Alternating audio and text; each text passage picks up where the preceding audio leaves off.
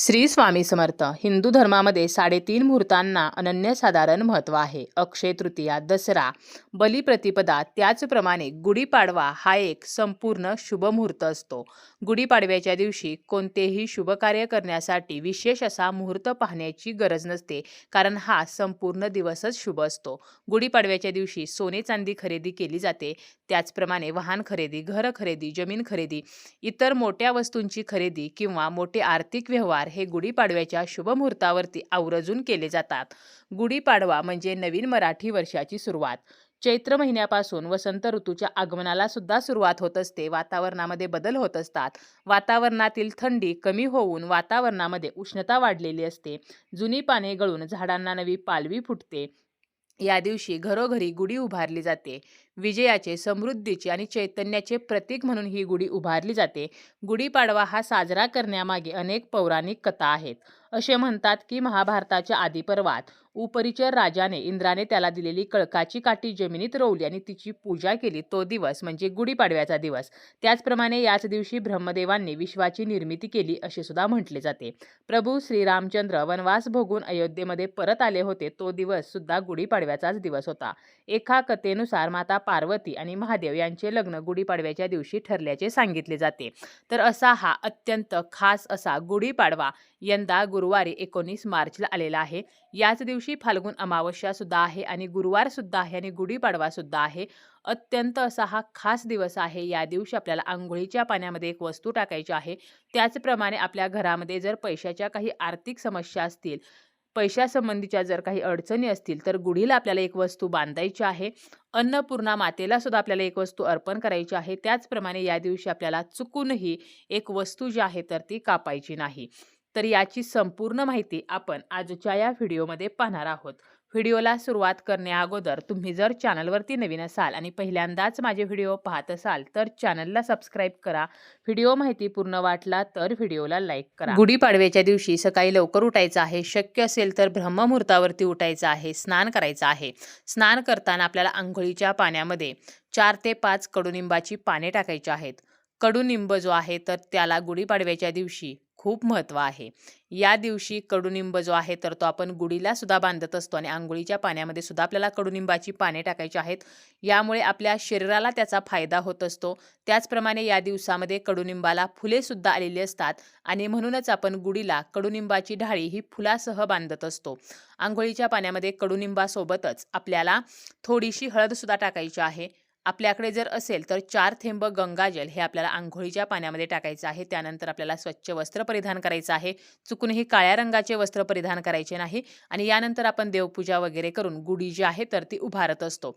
त्यामुळे वर्षातून एकदा गुढीपाडव्याच्या दिवशी कडुनिंबाची पाने जी आहेत तर ते आपण अंघोळीच्या पाण्यामध्ये टाकायची असतात.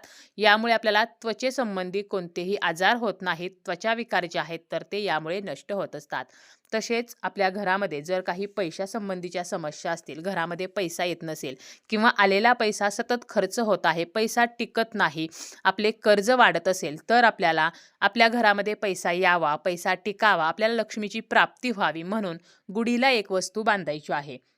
यासाठी आपल्याला एक पोटली तयार करायची आहे. लाल रंगाचं कापड घ्यायचं आहे आणि त्याची आपल्याला पोटली बनवायची आहे किंवा आपण ह्या ज्या वस्तू आहेत तर त्या डायरेक्ट त्या लाल कापडामध्ये बांधल्या तरी सुद्धा चालतील. आता त्यासाठी आपल्याला थोडेसे लाल तांदूळ घ्यायचे आहेत. म्हणजे तांदूळ घ्यायचे आणि ते आपल्याला कुंकवाच्या साहाय्याने लाल करून घ्यायचे आहेत. त्यानंतर 7 चिमूट पिवळी मोहरी घ्यायची आहे. 4 पिवळ्या कवड्या घ्यायच्या आहेत. 4 गोमती चक्र घ्यायचे आहेत. 4 कमळगट्ट्याचे मणी घ्यायचे आहेत. 4 फूल असलेल्या लवंगा घ्यायच्या आहेत. 4 अखंड हिरव्या वेलच्या घ्यायच्या आहेत.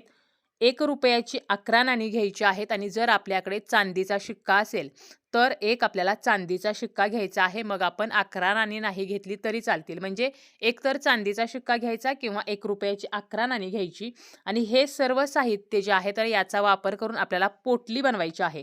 आता यापैकी एखादं साहित्य नसेल तर काहीही हरकत नाही. त्यानंतर ही पोटली आपल्याला उजव्या हातामध्ये घ्यायची आहे. आपल्या देवघरासमोर आपल्याला बसायचं आहे. त्यानंतर आपल्याला 16 वेळेला किंवा जर 16 वेळेला म्हणणे शक्य नसेल तर 3 वेळेला महालक्ष्मी अष्टकम म्हणायचं आहे आणि 108 वेळेला लक्ष्मीचा आपल्याला मंत्र म्हणायचा आहे. त्यानंतर ही पोटली आपल्याला लक्ष्मी मातेसमोर ठेवायची आहे. त्या पोटलीला हळदी कुंकू, अक्षता, फूल अर्पण करायचं आहे. अगरबत्तीनं निरंजनानं त्या पोटलीला ओवाळायचं आहे आणि यानंतर ही पोटली जेव्हा आपण गुढी उभी करतो त्यावेळेला गुढीला बांधायची आहे. जेव्हा सायंकाळी आपण गुढी उतरवतो त्यावेळेला ही पोटली काढून आपल्या तिजोरीमध्ये ठेवायची आहे. तर अशा प्रकारे वर्षभर ही पोटली आपल्याला आपल्या तिजोरीमध्ये ठेवायची आहे. यामुळे आर्थिक समस्या ज्या आहेत तर त्या नष्ट होत असतात. आपल्याकडे जर अन्नपूर्णेची मूर्ती असेल तर गुढीपाडव्याच्या दिवशी आपल्याला काय करायचं आहे, ज्या वाटीमध्ये आपण अन्नपूर्णा ठेवलेली आहे, म्हणजे वाटीमध्ये तांदूळ भरून आपण त्यामध्ये अन्नपूर्णा ठेवत असतो, तर हे तांदूळ आपल्याला बदलायचे आहेत. त्यानंतर एक ताट घ्यायचं आहे, ताटामध्ये कुंकवाचं स्वस्तिक काढायचं आहे. त्यानंतर ज्या वाटीमध्ये किंवा प्लेटमध्ये आपण अन्नपूर्णा ठेवतो तर ह्यामध्ये नवीन तांदूळ भरून घ्यायचे आहेत आणि जे आपण स्वस्तिक काढलेलं आहे तर त्यावरती ही वाटी ठेवायची आहे. त्यानंतर अन्नपूर्णाची जी मूर्ती आहे तर तिला अभिषेक करून घ्यायचा आहे. मूर्ती कोरडी करून त्या तांदळामध्ये आपल्याला ठेवायची आहे. अन्नपूर्णेला हळदी कुंकू अक्षता फुल अर्पण करायचं आहे. धूप दीपाने ओवाळायचं आहे आणि यानंतर अन्नपूर्णेला आपल्याला तिच्या खांद्यापर्यंत अक्षतार्चन करायचं आहे, म्हणजे तांदूळ अर्पण करायचे आहेत. आपल्याकडे जर अन्नपूर्णेची मूर्ती नसेल तर आपण या दिवशी अन्नपूर्णा खरेदी करून तिची स्थापना सुद्धा करू शकतो. अन्नपूर्णा ही आपण देवघरामध्ये किंवा किचनमध्ये ठेवत असतो, तर आपण देवघरामध्ये किंवा किचनमध्ये हे तांदूळ जे आहेत तर ते अर्पण करू शकतो. अन्नपूर्णेच्या खांद्यापर्यंत येतील तर एवढे तांदूळ आपल्याला अर्पण करायचे आहेत. श्री अन्नपूर्णा माता की जय किंवा श्री अन्नपूर्णा नमो नमः किंवा अन्नपूर्णे सदापूर्णे शंकरे प्राणवल्लभे ज्ञानवैराग्य सिद्धती भिक्षा देहीच पार्वती.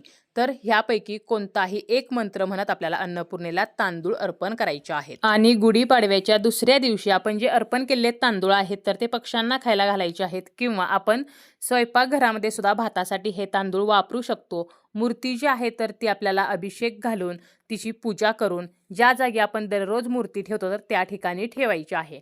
तसेच गुढीपाडव्याच्या दिवसापासूनच चैत्र नवरात्रीला सुरुवात होत असते. काही घरांमध्ये या 9 दिवसांमध्ये घटस्थापना केली जाते, म्हणजे गुढीपाडव्याच्या दिवशी घटस्थापना केली जाते. ज्याप्रमाणे आपण शारदीय नवरात्र साजरी करतो तर त्याचप्रमाणे चैत्र नवरात्र सुद्धा साजरी केली जाते. अखंड दिवा लावला जातो आणि चैत्र नवरात्र जे आहे तर या 9 दिवसांमध्ये आपण लिंबू जे आहे तर ते कापत नाही. त्यामुळे गुढीपाडव्याच्या दिवशी सुद्धा आपल्याला लिंबू जे आहे तर ते कापायचं नाही. त्याचप्रमाणे या दिवशी मांसाहार करायचा नाही. आपण जे काही घरामध्ये नैवेद्यासाठी बनवतो यामध्ये कांदा लसणाचा वापर करायचा नाही. तसेच या दिवशी फाल्गुन अमावस्या आहे, त्यामुळे लाल रंगाच्या भाज्या, लाल भोपळा असेल किंवा बीट गाजर हे खाणं टाळायचं आहे. त्याचप्रमाणे या दिवशी आपल्याला इतरांकडून काही वस्तू घेऊन खाणे टाळायचे आहे. खास करून आपले जे शत्रू आहेत ज्यांना आपले बघवत नाही तर अशा व्यक्तींकडून जर आपल्याला पांढरी मिठाई खीर किंवा इतर पांढरे पदार्थ दही भात या गोष्टी दिल्या गेल्या तर आपल्याला त्या खायच्या नाहीत.